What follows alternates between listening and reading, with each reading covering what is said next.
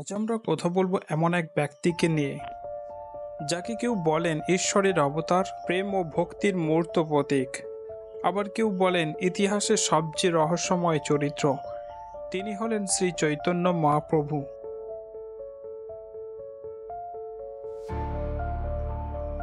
তার কীর্তি, তার শিক্ষা, তার আন্দোলন বাংলার মাটিকে কাঁপিয়ে দিয়েছিল। জাতপাত, ধর্মীয় গোঁড়ামি, কুসংস্কার সবকিছুর বিরুদ্ধে তিনি দাঁড়িয়ে শুরু করেছিলেন এক ভক্তিময় বিপ্লব। কিন্তু ঠিক সেই সময় মানুষের মৃত্যু নিয়ে আজও ইতিহাসে অজস্র প্রশ্ন ওঠে। 29 জুন 1533 সাল চৈতন্যদেব প্রবেশ করলেন জগন্নাথ মন্দিরে তার চেনা ভক্তদের সঙ্গে, কিন্তু সেটাই ছিল তার শেষ দেখা।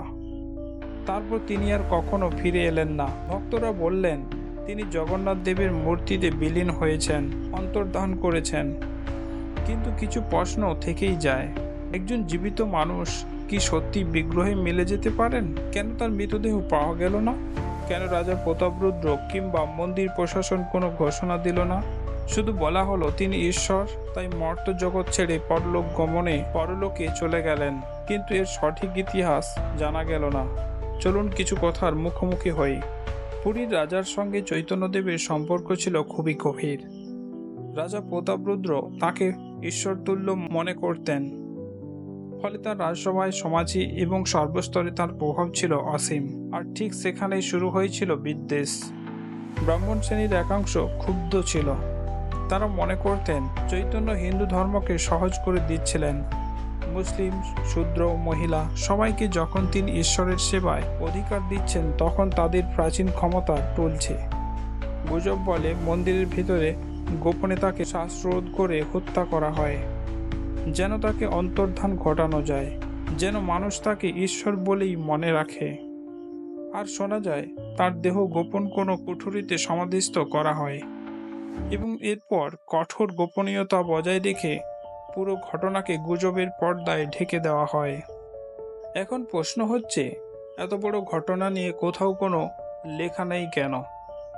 কোনো শিষ্য লিখে যায়নি চৈতন্যের অন্তিম দিনের কথা, কোনো শবদাহ, সমাধি কিংবা স্মারক। কেন চৈতন্য চরিতামৃতেও এই মৃত্যু নিয়ে অস্পষ্টতা লক্ষ্য করা গেছে? শুধু লেখা আছে তার লীলা শেষ হয়েছে, তিনি অন্তর্ধান করেছেন। তবে কি সত্যি ইতিহাস মুছে ফেলা হয়েছে? 1486 সালের 18ই ফেব্রুয়ারি দোলযাত্রার দিন পূর্ণিমা তিথিতে চন্দ্রগ্রহণের সময় জন্ম হয়েছিলেন এক অলৌকিক সন্তানের। স্থানটা ছিল নবদ্বীপ, এক সময়ের বিদ্যার নগরী। তার নাম রাখা হয়েছিল বিশ্বম্বর মিশ্র। মা শচীদেবী ও বাবা জগন্নাথ মিশ্র ছিলেন গৃহস্থ ব্রাহ্মণ পরিবার। তাকে সবাই ভালোবেসে নিমাই বলে ডাকত, কারণ তার জন্ম হয়েছিল একটি নিম গাছের নিচে। তার পূর্বপুরুষেরা ছিলেন উড়িষ্যার কটকের তাজপুর জেলার বাসিন্দা। কিন্তু রাজনৈতিক ও ধর্মীয় অস্থিরতার কারণে পরিবারটি পূর্ববঙ্গের ঢাকা দক্ষিণ হয়ে এসে নবদ্বীপে বসতি স্থাপন করে। সুতরাং চৈতন্যদেব ছিলেন উড়িষ্যা বংশোদ্ভূত বাঙালি। নিমাই ছোটবেলা থেকেই ছিলেন বুদ্ধিমান ও অলৌকিক গুণসম্পন্ন। খুব অল্প বয়সেই তিনি সংস্কৃত, যুক্তিবিদ্যা, ব্যাকরণ, ন্যায়শাস্ত্রে পারদর্শী হয়ে উঠেছিলেন। অষ্টাদশ বছর বয়সে তিনি নবদ্বীপের অন্যতম প্রধান পণ্ডিত হিসেবে খ্যাতি অর্জন করেন। কিন্তু ধীরে ধীরে নিমাই পরিবর্তিত হতে থাকেন। তার অন্তরে ভরে উঠতে থাকে কৃষ্ণ প্রেমে। স্নান করতে গিয়ে গঙ্গার জলে ডুবে ভাবনায় মগ্ন থাকা এবং মাঝরাতে হরিনামের সুরে কেঁদে ওঠা, এসব হয়ে দাঁড়ায় নিত্যদিনের ঘটনা। মাত্র 24 বছর বয়সেই কাঞ্চননগরের কেশব ভারতীর কাছে সন্ন্যাস গ্রহণ করেন। সেদিন থেকেই তার নাম হয় শ্রীকৃষ্ণ চৈতন্য।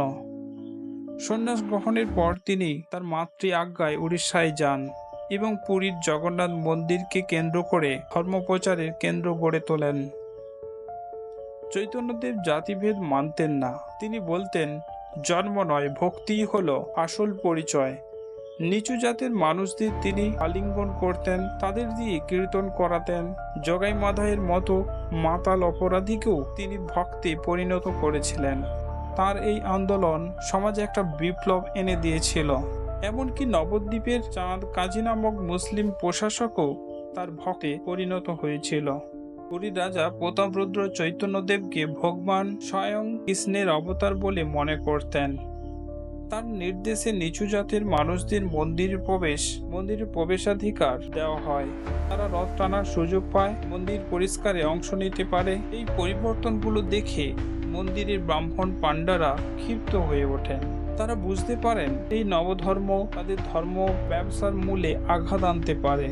1533 সালে 29শে জুন রথযাত্রার দিন চৈতন্য মহাপ্রভু জগন্নাথ মন্দিরে প্রবেশ করেন কীর্তনের মধ্য দিয়ে। তারপর থেকে তাকে আর দেখা যায়নি। বলা হয় তিনি জগন্নাথের মূর্তিতে লীন হয়ে যান। কিন্তু প্রশ্ন হলো, যেদিন রথ চলে সেদিন জগন্নাথ মন্দির তো ফাঁকা থাকে, তাহলে কিভাবে মূর্তির সঙ্গে দেহ বিলীন হয়ে গেল? এক্ষেত্রে বিভিন্ন মত লক্ষ্য করা যায়। কৃষ্ণদাস কবিরাজ বলেন চৈতন্য সমুদ্রের দিকে হাঁটতে হাঁটতে অন্তর্ধান হন। লোচন দাস বলেন তিনি জগন্নাথের মূর্তিতে মিশে যান। বৈষ্ণব দাস বলেন তার দেহ গরুর স্তম্ভের পাশে পড়েছিল। জয়ানন্দ বলেন পায়ে ইটের আঘাতে সেপ্টিসেমিয়া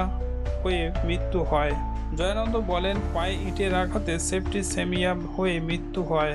একজন গবেষকের মতে চৈতন্য দেবকে মন্দিরের ভেতরেই খুন করা হয়, কারণ তার প্রভাবে প্রতাপরুদ্র মন